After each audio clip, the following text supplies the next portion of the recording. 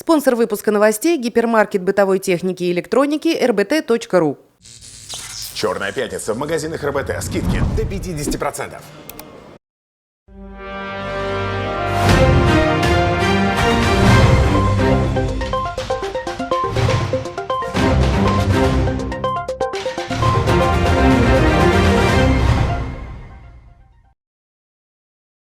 Һаумыһығыҙ, эфирҙә яңылыҡтар, студияла Фәруаз Рафиҡов. Сибай концерт театр берекмәһе ижади миҙгелде асҡандан һуң республика ҡала һәм райондары буйлап гастролдәрен дауам итә. Күптән түгел улар яңы программаһы менән Өфөлә сығыш яһаны.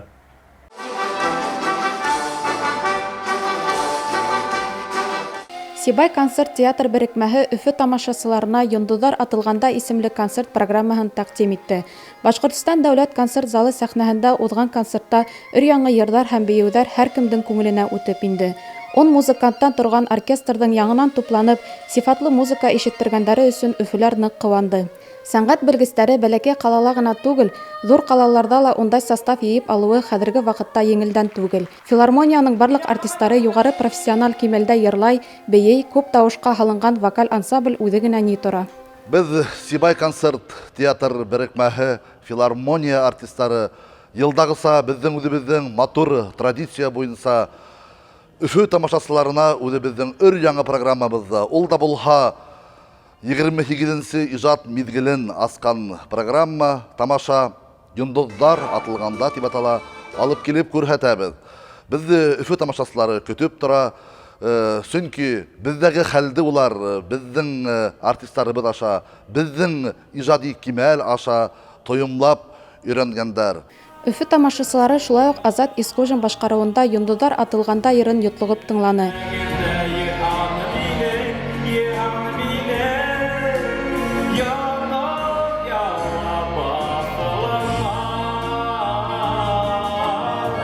Миләүшә Ҡаһарманова һүҙҙәренә яҙылған йырға музыканы ул үҙе яҙған. Ирҙәр квинтетының әсәй тураһындағы йыры ла күңелдәрҙең иң нескә ҡылдарын тирбәлтте. Ай ҡыҙы Зөһрә сюжетлы бейеүен йәш бейеүселәр Элина Үҙәнова һәм Илнар Хәтмуллин еренә еткереп башҡарҙы. Тамашасылар шулай уҡ репертуарҙа яңынан тергеҙелгән Сыңрау торна бейеүен дә бик йылы ҡабул итте. Аттар бейеүе лә барыһына ла бик оҡшаны. Мин Сибай концерт театр берекмәһендә 2017 йылдан алып эшләйем. Аллаға шөкөр, быйыл 5-нче сезонда асып ебәрҙем. Миңә оҡшай, коллектив менән эшләүе, яратам эшемде. Мына бөгөн килдек инде Өфө ҡалаһына.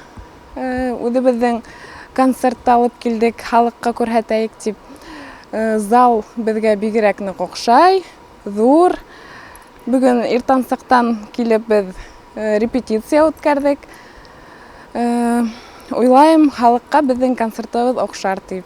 Баш ҡалала тамашасыларынан тыш яңы программаның Учалы, Бөрйән, Хайбулла райондары халҡы ла ҡарап ҡыуанды. Сибайҙарҙың программалары һәр ваҡыт яҡты атмосфералы, тиҙ аңлашылыусан, тамашасыларға ысын мәғәнәһендә ял бирерлек итеп ҡуйыла. Ошондай концерттарҙан позитив заряд алына, коллектив тураһында яҡты хәтирәләр ҡала.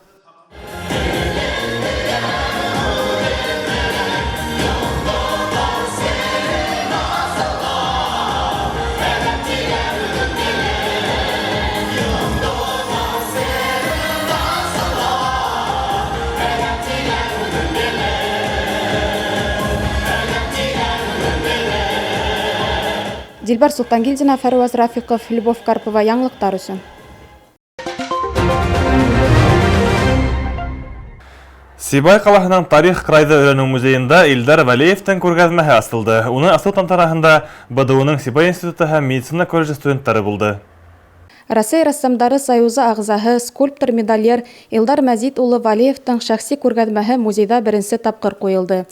Экспозицияға рәссамдың 1985-2016 йылдарҙа ижад иткән әҫәрҙәре ингән.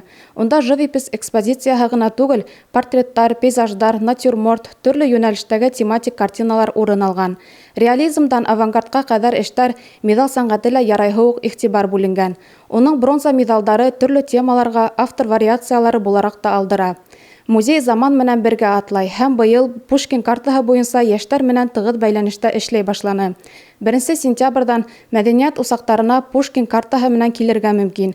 Йәғни 14 йәштән 22 йәшкә тиклемге йәштәр электрон карта алып мәҙәни сараларҙы бушлай ҡарай ала.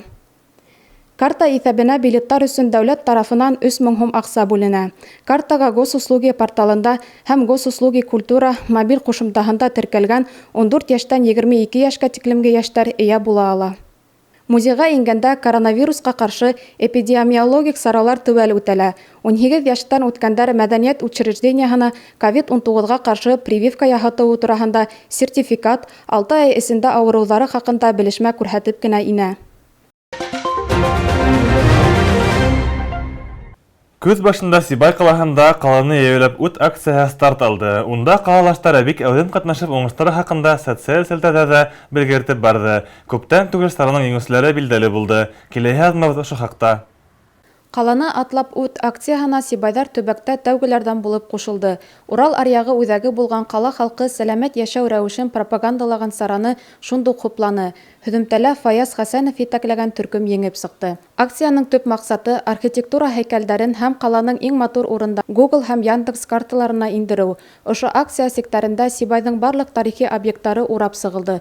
Уларға QR-кодтар ҡуйылды. Хәҙер гаджеттар ярҙамында был иҫтәлекле урындар хаҡында белешмә тупларға мөмкин. В акции мы приняли участие, потому что Бындай сараларҙан беҙ бер ваҡытта ла ситкә ҡалмаҫҡа тырышабыҙ. Әүҙем тормошто алып барыу яҡлыбыҙ. Шуға ла беҙҙең команда еңеп сыҡты. Төп приз Салауатлы хоккей командаһының Магнитогорск хоккейсылары менән осрашыуына билеттар булды. Күңелле берҙәм төркөмөбөҙ менән күрше ҡалаға шундай мауыҡтырғыс ярыш ҡарап ҡайттык. Сибай ҡалаһы хакимиәте башлығы Рөстәм Әхмәткәрим улына беҙгә ошондай ял минуттары бүләк иткән өсөн ҙур рәхмәт белдерәбеҙ. Сибай көйөрмәндәре яратҡан командаһы матчын ҡарап, көс-дәрт туплап ҡайтыуына ҡыуана. Киләсәктә лә улар ҡала тормошонда әүҙем булырға, яңылыҡтарҙан артта ҡалмаҫҡа һүҙ бирә. Дилбәр Солтангилдина, Татьяна Огурцова, Руслан Кумышкулов, Любовь Карпова, яңылыҡтар өсөн. Был бүгенге көндәге бөтә яңылыҡтар. Һеҙҙең өсөн мин Фәреүәз Рафиҡов эшләнем. Беҙҙең бөтә сығарыштарҙы ла Instagram, YouTube һәм бәйләнештә селтәрендә ҡарай алаһығыҙ. Һау булығыҙ!